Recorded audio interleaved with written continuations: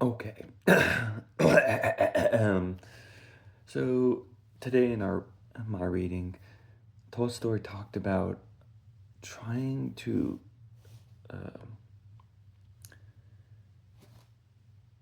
talk about topics or the topics you're interested in or the topics that you have a strong knowledge about, and to understand that how you relay that to other people is to try to be as simplistic as possible, not because you want to demean or to look down on others' capabilities, but simplicity allows for a greater number of people to understand and brings about a better environment for connection with people. And that's really interesting to think about. And at least for me as a writer, I, whenever I started, I found that I was writing to try to be very specific, trying to be a little bit verbose. So, using big words for for reason for specific reasons, I thought, but realizing that whenever we write as a narrator, or, or let me back up, reading in general is just difficult. It's one of those mediums that ask a lot from its consumer, from the reader. When we think about television, movies, you're quite a bystander. You're like looking through a window. When we think of video games, yes, you have control and you're interacting in this world, but the world itself is brought to you. And a lot of the game states are manipulated to be able to be accommodating to you. So,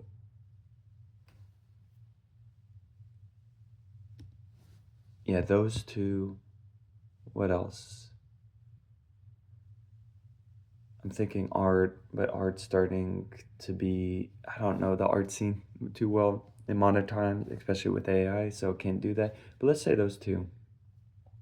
Not to say video games can't be utterly difficult, like Dark Souls, but it's a different kind of difficulty. It's more like going through an hardship and succeeding through the hardship, um, to be rewarded and satisfied.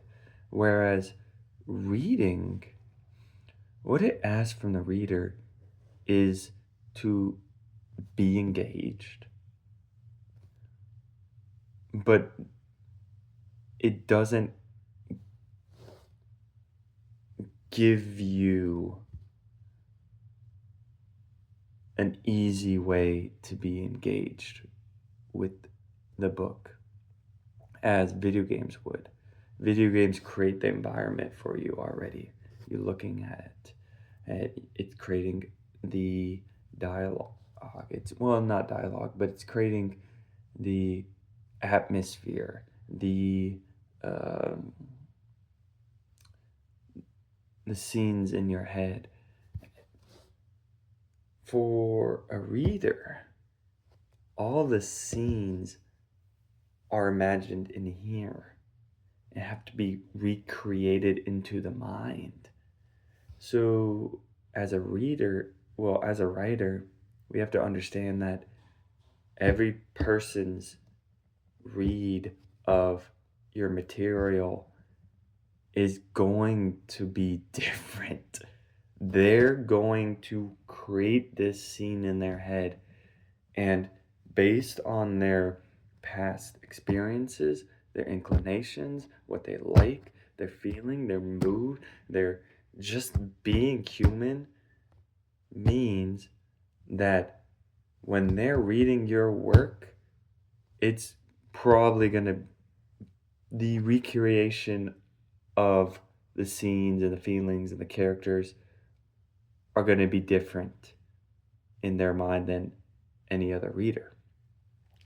So it makes it very hard already for the writer to convey what they're trying to convey to the reader, because it might be construed in absolutely different ways depending on who the reader is.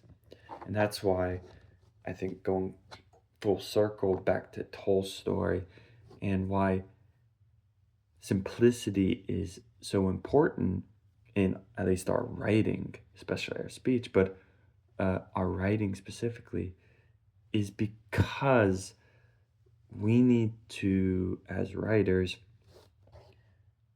convey or give the reader the most basic language in order for them to fully grasp what our meaning is.